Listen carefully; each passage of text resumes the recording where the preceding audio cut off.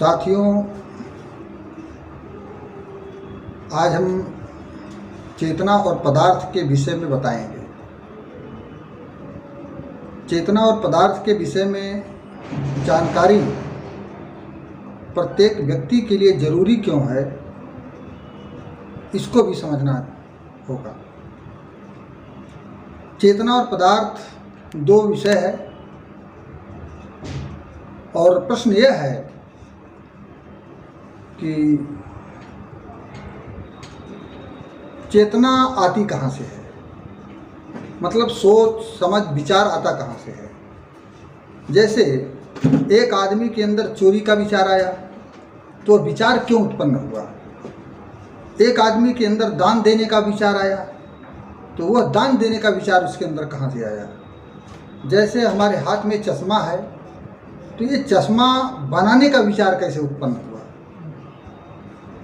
अच्छे विचार, बुरे विचार, कोई रचनात्मक काम करने के विचार, राजनीतिक विचार, धार्मिक विचार, मतलब चोरी के विचार, डकैती के विचार, सारे विचार उत्पन्न कहाँ से होते हैं, इसका स्रोत क्या है। तो अधिकांश लोग ये कहते हैं कि विचार जो है ऊपर से आता है।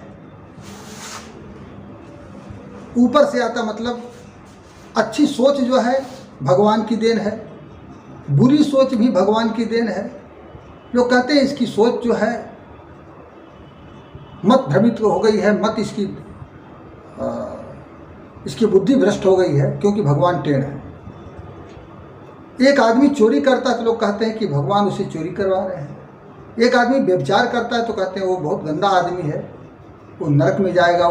इस प्रकार के विचार उसके अंदर आ रहे हैं। तो ये विचार का स्रोत क्या है, विचार उत्पन्न कैसे होता है, अगर हम इस चीज़ को समझ लें तो बहुत सारे सवाल लोगों के हल हो जाएंगे। तो साथियों, इसको समझने के लिए चेतना और पदार्थ दो अलग अलग है और दोनों में प्राथमिक कौन है, फर्स्ट कौन है और सेकंड कौन है, ये हमें जानना है। कुछ लोग कहते हैं कि विचार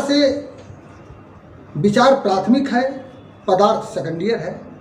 जैसे ये चश्मा है तो चश्मा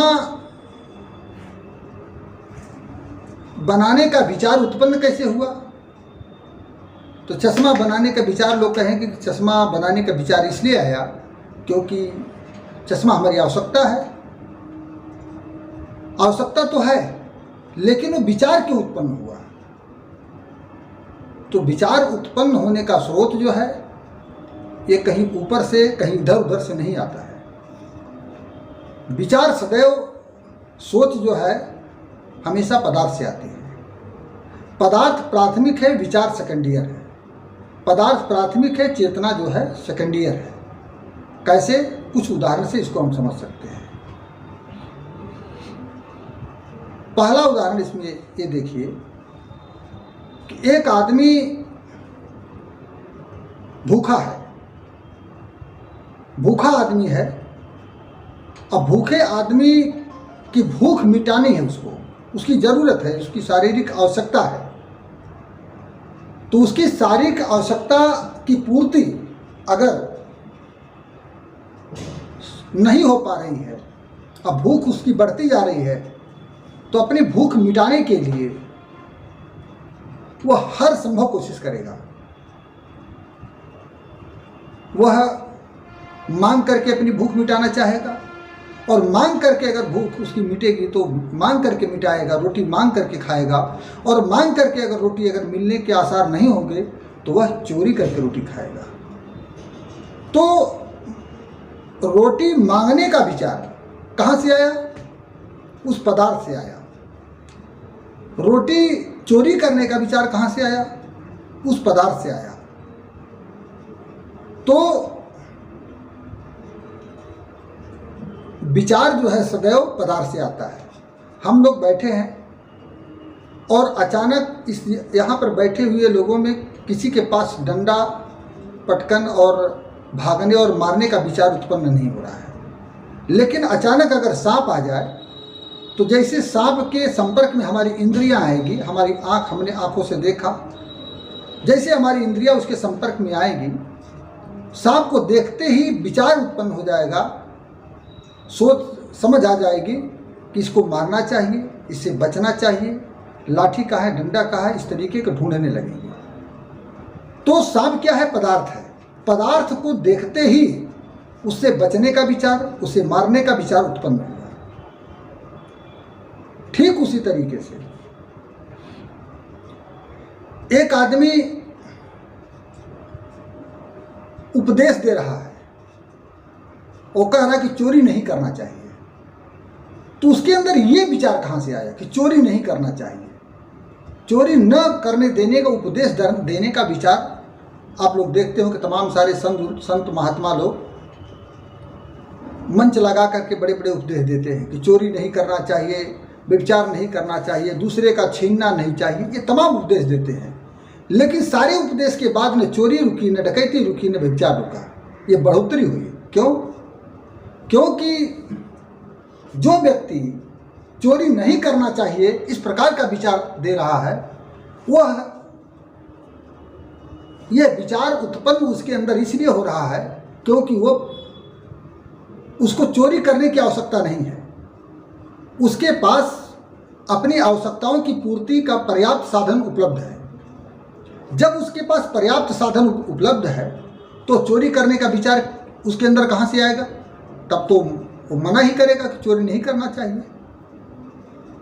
और एक आदमी धनवान है और अपार संपत्ति उसके पास है और उसे पता है कि तमाम लोग हैं जिनके पास अभावग्रस्त लोग हैं, तो जो धनवान है वह इस बात का उपदेश देगा कि चोरी नहीं करना चाहिए। क्यों उपदेश देगा?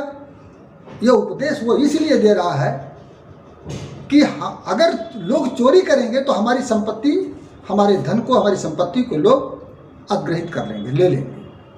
तो एक व्यक्ति धनवान है, उसके अंदर चोरी नहीं करने देने का, उपदेश देने का, बताने का विचार आ रहा है क्योंकि वो अपने धन को बचाना चाहता है, अपने पदार्थ को बचाना चाहता है, अपने पदार्थों की, अपनी संपत्ति, अपने संपदा की, अपनी पूंजी की सुरक्षा के लिए वो उपदेश दे रहा है कि चोरी नहीं करना चाहिए।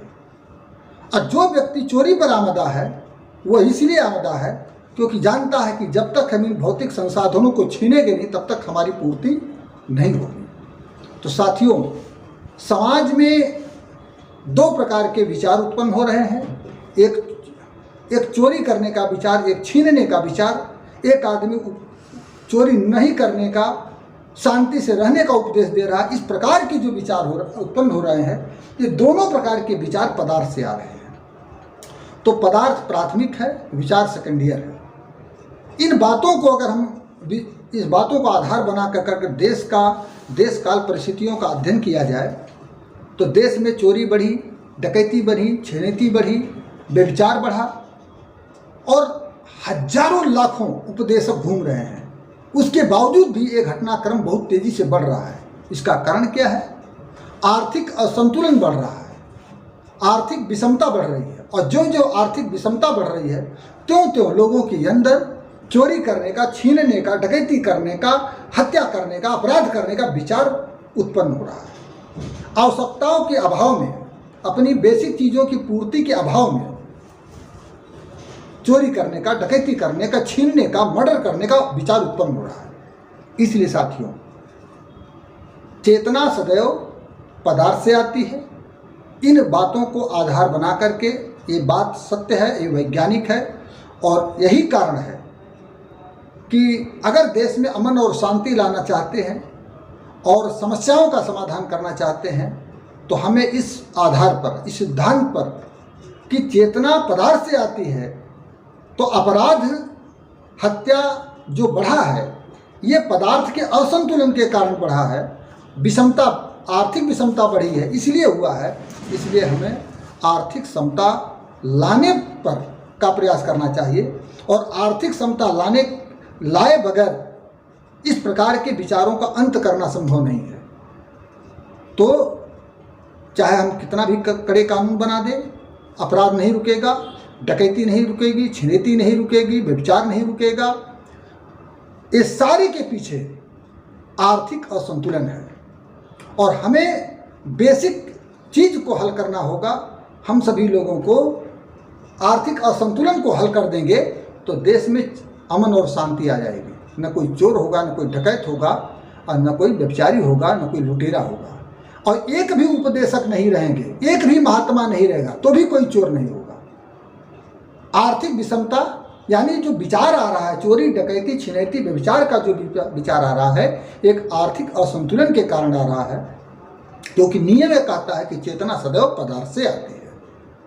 इसलिए आप लोग चेतना और पदार्थ के विषय को गंभीरता से लीजिए और इसी सिद्धांत पर, इसी आधार पर हम अपने सवालों को हल कर सकते हैं, अपने जीवन की समस्याओं को हल कर सकते हैं। और मैं समझता हूं कि आप इस पर गौर करेंगे और इस विषय को ज़्यादा से ज़्यादा इसको लोगों तक पहुंचाने का प्रयास करिए, जिससे लोगों की समझदारी बढ़े और हम लोग एक समृद्धशाली और सशक्त भारत का निर्माण करने में सफल हों। आप सभी को नमस्कार।